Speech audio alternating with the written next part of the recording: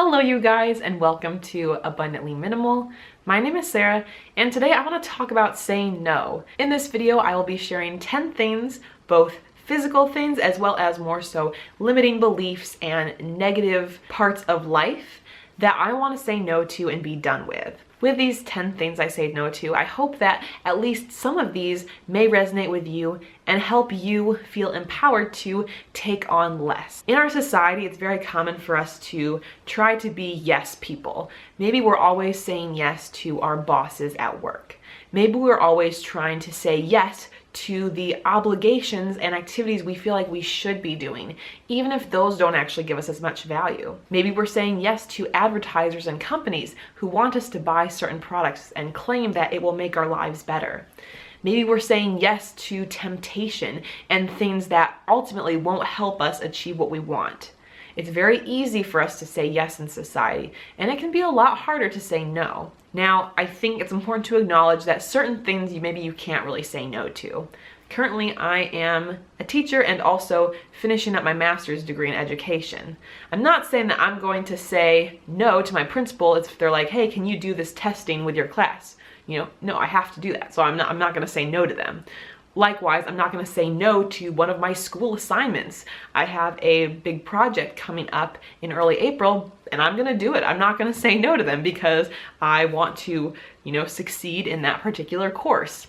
So obviously there are things in life that you can't actually say no to, or you shouldn't at least. There's maybe negative consequences.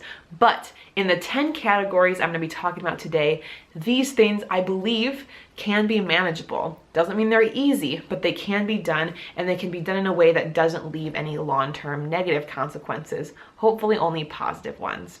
They are in no particular order. Let's get started. The first one, saying no to extra things on your schedule. In life, there are a lot of different things, activities, etc. that can be added to your schedule, and maybe they give you a lot of value. If you're super excited about something, awesome. But if you're like, ugh, I feel like I should go, but I don't really want to, then don't add it to your schedule. Don't put yourself through that. Don't waste your precious time, which is a very finite resource no matter who you are. Next up, say no to impulse buying. It's very easy to think on an impulse that you want to buy something, whether it's a new product at the grocery store, a different piece of clothing, something you think that will bring you value or benefit your life. However, oftentimes when we make these impulse purchases, we don't really think through it very well, and sometimes those might be things that we don't end up using as much as we thought we did, or even contribute negatively to our lives. If there is a product you're thinking about getting, spend a little bit more time before you just rush into it. Even if it's on sale or there's other temptations, it will often be worth the wait. Say no to unhealthy choices. Even though a lot of us make unhealthy choices, typically we do know what's best for ourselves. And even if you've lived your life a certain way in the past and made certain unhealthy choices, that doesn't mean you have to continue making those choices. It could be as simple as avoiding purchasing a certain food item that you know that you can't stop eating, such as cookies or chips, or maybe it's saying no to staying up late and getting some good rest. Making healthier choices can lead to us feeling our best and will be something that you don't regret. Next up, saying no to working yourself too hard. Whatever it is, whether it's your job or maybe something you're trying to start on your own, like a small business, school-related things, don't work yourself to the point of extreme stress and suffering. You don't have to do this. Even though people do work very hard, you don't have to try to beat them all and be the one who's working the hardest. Make sure you build in time for yourself. Even in the busiest times of year, you still deserve to have time to relax a little bit. Focus on things that bring you joy. Practice self-care. These are things you deserve to do no matter how busy you are. And just putting those off will only affect you negatively in the long term. And no work project or school project is worth that negative harm to yourself. Next up, saying no to things that you think you'll regret. Our intuition is really worthwhile, and how many times have you made a choice in life despite, your gut telling you, I don't think this is a good idea? Oftentimes, is it actually a good idea? While it may vary depending on the situation, I think it's important for us to listen to this intuition, and if we feel like there are going to be negative consequences or we don't feel very good about a certain choice, it's probably not the right choice to make. So say no to that. Try to listen more to your gut. Next up, saying no to compulsory consumption. Well, all humans do need to consume basic items. The compulsory idea that's required and the push to try to be consuming as much as possible is not sustainable. It's not healthy. It drains our financial resources, and you don't have to do that. You don't have to try to keep up with the Joneses. You can live your life in a way that has a lot less consumption and less waste than the average member of society. And even if everyone around you is caught up in all the hype of having as much stuff as possible, you don't have to follow along. You don't have to. If you don't want to, that doesn't have to be your story. So you can say no to it. Next up, say no to the obligations you don't have to do. Now for me, often with teaching, each day there are different things that I have to do and things that I could do. And what I find works best for me is to obviously take care of all the things I have to do, but then to really evaluate those ideals.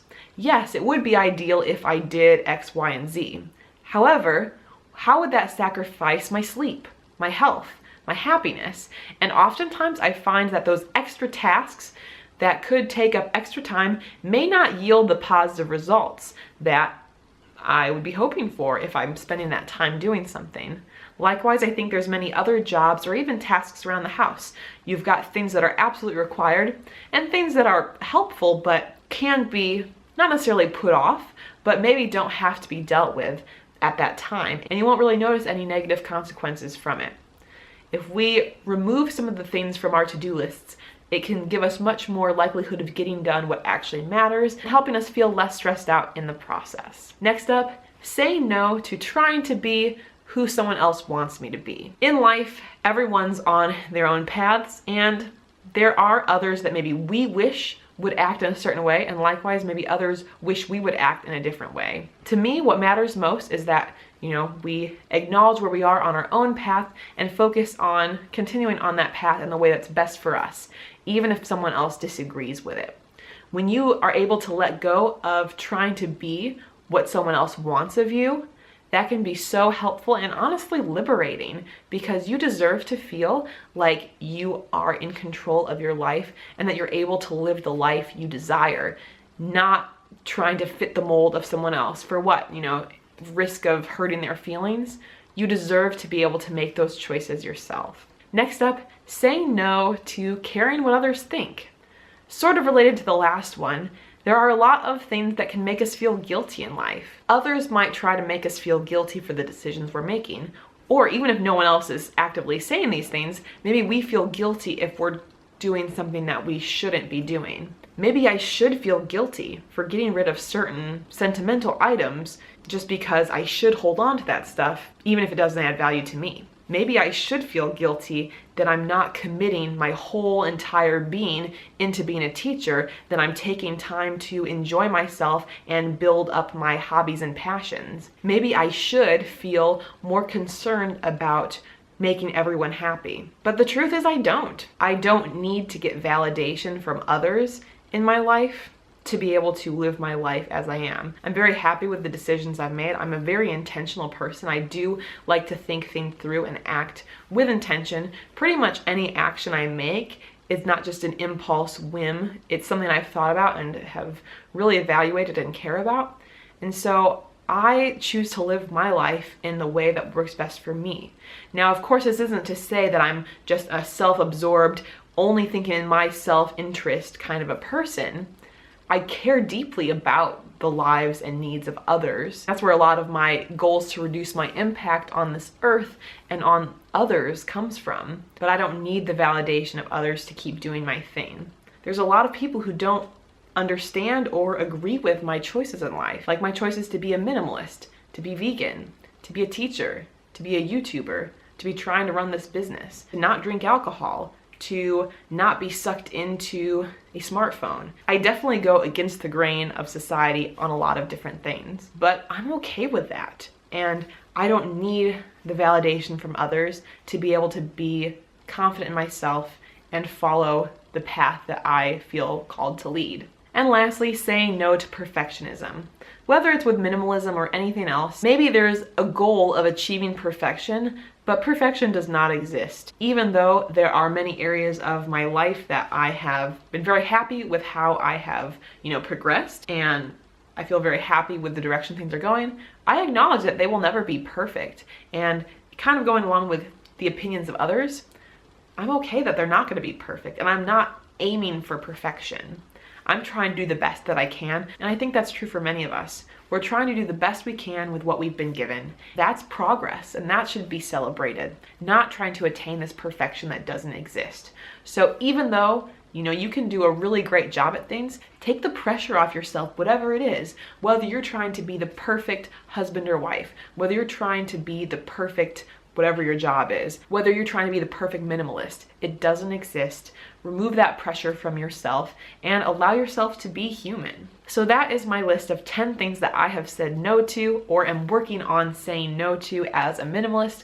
Like I said before, these are tough things. These aren't all things that you can miraculously say, you know what, yeah, I'm done with that. We're tempted by so many different factors, and these do take effort and time to execute. But I think you'll find that it can be incredibly worthwhile when we are able to say no.